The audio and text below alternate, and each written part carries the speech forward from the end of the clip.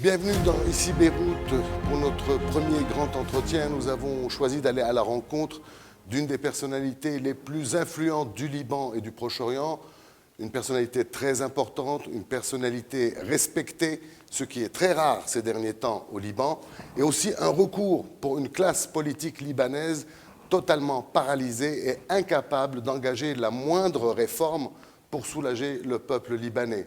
Je veux bien sûr parler du cardinal Bchar el-Raï. Votre Éminence, bonjour. Bonjour. Merci de nous recevoir chez vous à Abdelkek. Merci à vous. Pour ce premier grand entretien pour Ici Beyrouth. Alors ma première question, si vous le voulez bien, tourne autour de cet espoir. Des centaines de milliers de Libanais sont en train de quitter le pays, dégoûtés. Est-ce que vous êtes désespéré, vous ? Non, le mot désespéré n'existe pas dans notre dictionnaire. Nous sommes fils et filles de l'espérance, c'est pourquoi nous espérons toujours. Mais nous sommes préoccupés, oui, c'est une grande préoccupation. Si la politique continue à être de la manière, nous sommes en train de perdre nos meilleures de nos forces. Et alors, la relève va être à qui ? C'est ça ? À qui laisser le Liban ? Oui, je suis préoccupé, mais non désespéré.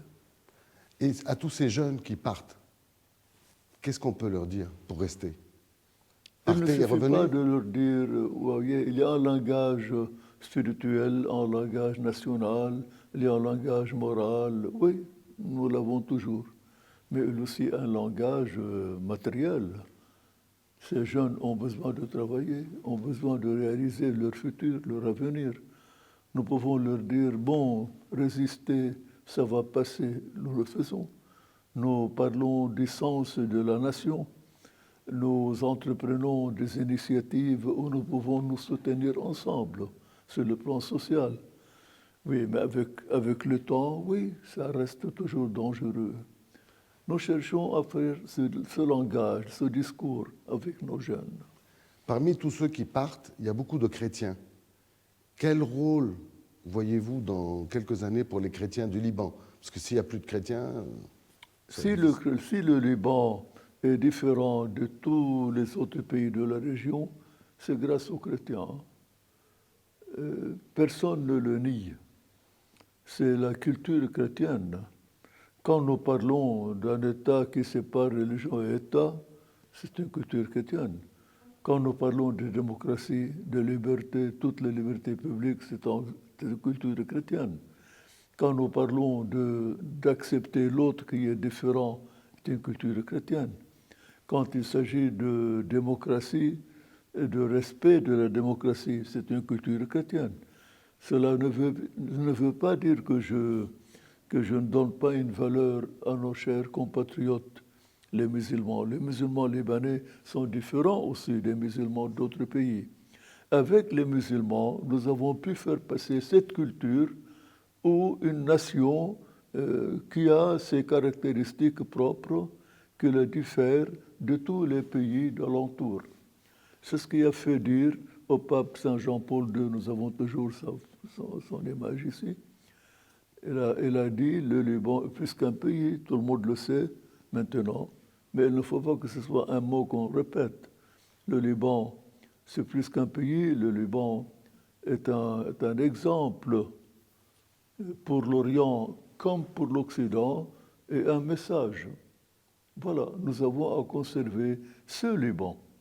Ça, c'est une culture chrétienne à la base, secondée par nos compatriotes musulmans. Et pour conserver ce Liban, vous avez lancé une initiative très forte qui vise à neutraliser le Liban, à dire qu'il faut que le Liban soit un pays neutre, la neutralité. Et on a l'impression que vous n'êtes pas vraiment suivi sur ce thème. Non, c'est le contraire. Si vous avez observé un peu, moi j'ai un tas, comme ça, je dis un tas, c'est un tas d'articles parus sur journaux, sur les mass médias, sur la neutralité. Il y a eu une réaction que je ne m'attendais pas. Moi, j'ai parlé de la neutralité en 2012, sans aucune réaction. En 2019, dans une homélie en passant, voilà, tout le monde. Qu'est-ce que cela veut dire? Moi, j'ai dit, les Libanais avaient perdu leur carte d'identité et l'ont retrouvée. Mais notre identité propre, c'est la neutralité. Ce n'est pas une initiative du patriarche, jamais de la vie. Nous avons retrouvé notre identité. Ce que j'ai dit du Liban et que le diffère des autres pays, parce qu'il est neutre. C'est pourquoi il est pays de rencontre. Il est un pays de dialogue. C'est un pays où tout le monde se retrouve. Musulmans, chrétiens et toutes les autres religions qui travaillent au Liban se retrouvent tous. Le Liban respecte toutes les religions tout en séparant religion et État. Oui. Donc le Liban, la mentalité libanaise est une mentalité, nous avons la mer devant nous. Tout Libanais voit la mer. Ils songent à quoi? Ils rêvent à quoi? À aller faire des contacts culturels, des contacts commerciaux, des contacts économiques, des contacts de ce genre. Mais jamais ils pensent à la guerre. Ensuite, la dimension du Liban, la superficie du Liban n'est pas une superficie de guerre. C'est contre notre nature. Et nous sommes vécus un pays de neutralité de 1920 jusqu'à 1975. Et est-ce que vous, dans vos relations... Et permettez que je termine. C'est alors qu'on a appelé le Liban la Suisse d'Orient, où il y avait la prospérité, il y avait la richesse, il y avait tout le monde. La classe moyenne était 85 à 90% de la population libanaise. Moi, j'ai vécu les années 50 et 60. J'ai vu de mes propres yeux la prospérité libanaise. J'ai vu comment le Liban était ouvert à tous les pays. J'ai vu les rois qui venaient. J'ai vu des présidents de république qui venaient. Où est-ce que nous sommes maintenant? Oui. Où est-ce que nous sommes? Il faut que nous retournions à notre identité qui s'appelle la neutralité. Et la neutralité qui est active. Nous avons un rôle à jouer dans ces régions. Ce n'est pas être neutre, se mettre à l'écart jamais de la vie. Nous avons une mission à faire. Nous avons un rôle à jouer. Rôle de stabilité, rôle de rencontre, rôle d'ouverture. Laissez-nous faire notre mission. Avec ça, nous sommes coupés du monde entier. Oui. Quand nous avons perdu notre identité. Voilà. Ce qui est incroyable, c'est que le peuple veut être neutre, veut suivre chaque mot de ce que vous dites, mais pas forcément les dirigeants. Et il y a cette séparation entre les dirigeants actuels qui sont complètement impuissants et votre proposition sur laquelle tout le monde devrait pouvoir se fédérer. Est-ce que vous pensez que vous allez y arriver à dire à tout le monde c'est notre intérêt à tous d'être neutres? Sûrement. Voyez, quand nous parlons de neutralité, alors nous parlons de trois constantes essentielles. Que le Liban n'est pas un pays de guerre, donc il doit se libérer de tous les conflits et des guerres régionaux et internationaux et mondiaux. Deuxième point, le Liban doit être souverain. Il n'est pas souverain. Il n'a pas la souveraineté intérieure. On parlait de Wailat, de mini-États à l'intérieur de l'État. Le président a parlé des républiques. Qu'au Liban, il y a des républiques, pas une république. Donc, il n'a pas la souveraineté intérieure, ni la souveraineté sécuritaire, ni la souveraineté politique. Donc, il doit... Et comment faire? Il faut que le Liban ait sa propre force armée. Son armée, ses forces intérieures, et la seule force qui puisse créer et préserver la souveraineté à l'intérieur. Ensuite, si jamais il y aurait une agression contre le Liban, que ce soit d'Israël ou d'autres pays, que le Liban, par ses propres forces, se défende. Donc il n'y a pas Ce de place, discours, il n'y a pas de place aux milices.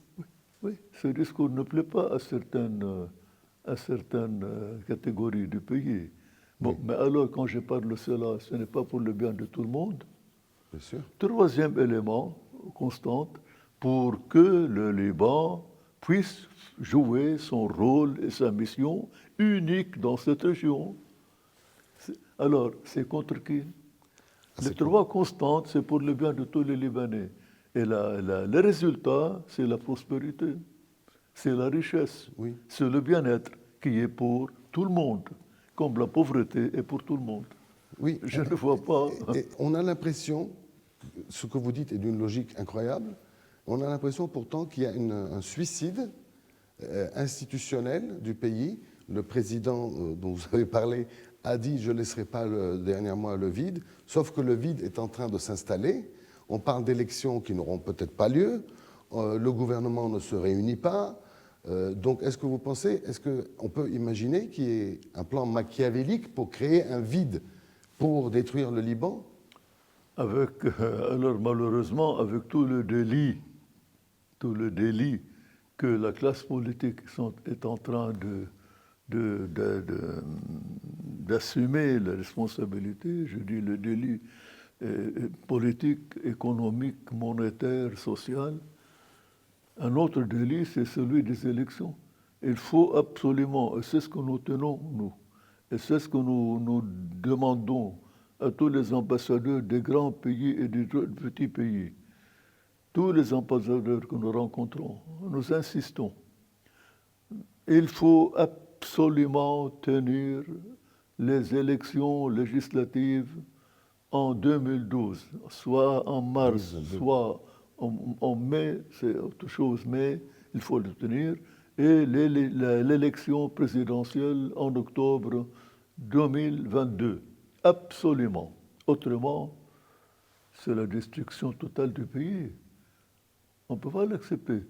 Vous, classe politique, qui vous a donné ce pouvoir de détruire le pays?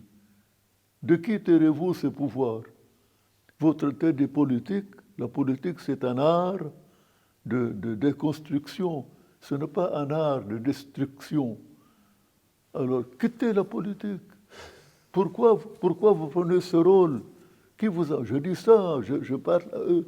Qui vous a donné ce pouvoir de détruire, d'appauvrir les gens? Si seulement ils pouvaient vous écouter et de quitter. Ce n'est pas possible de chasser nos jeunes, pas seulement les jeunes. Nous avons parlé de l'immigration, mais vous avez les médecins, les meilleurs de nos médecins, les meilleurs de nos ingénieurs, les meilleurs de nos professeurs d'université, les meilleurs de nos banquiers, les meilleurs de nos financiers. Alors, nous vidons le pays avec un pouvoir politique. Allons donc. Un dernier mot, Votre Éminence, concernant le pape.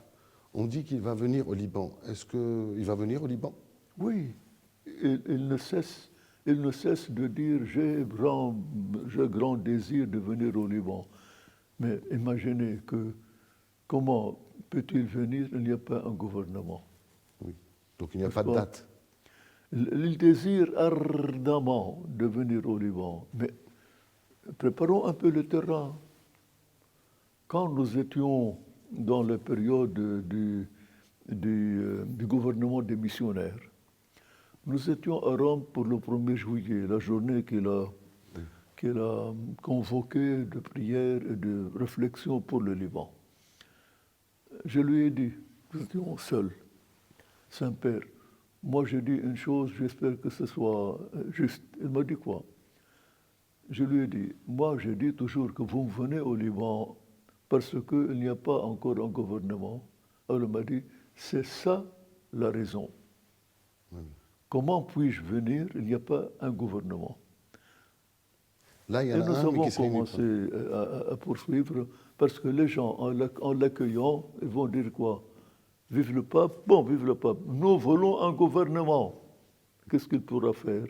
Qu'est-ce qu'il pourra dire? Et maintenant, qu'est-ce qu'ils vont demander? Que le gouvernement démarre. Voyez? Lui, il désire, il l'a répété maintes fois. je désire venir au Liban, je désire faire cette visite au Liban. Mais préparons un peu le terrain politique, pas le terrain social. Lui, il aime venir parce qu'il a les problèmes sociaux. C'est son charisme. Là où il y a de pauvreté, il aime venir. Enfin, au Liban, il y a une liste de problèmes tellement longue qu'il aura beaucoup de travail quand il va venir. Merci, Votre Éminence, de nous avoir accordé cet entretien pour Ici Beyrouth. Peut-être que vous avez un mot à dire à nos internautes, à nos lecteurs qui vont je vous voudrais voir. d'abord vous remercier et ensuite je voudrais certainement vous dire vraiment, je vous félicite pour Ici Beyrouth. Ça nous fait un grand plaisir. Mais c'est toujours Beyrouth, malgré tout, c'est toujours Beyrouth qui prend l'initiative. Voilà. L'initiative des mass médias, l'initiative de l'art, l'initiative, tout ce que vous voulez, mais jamais l'initiative politique. Alors je vous félicite pour ici Beyrouth. Et je vous remercie pour cet entretien. Merci, Votre Éminence.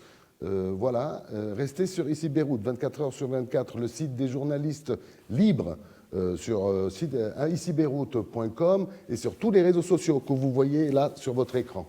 À bientôt.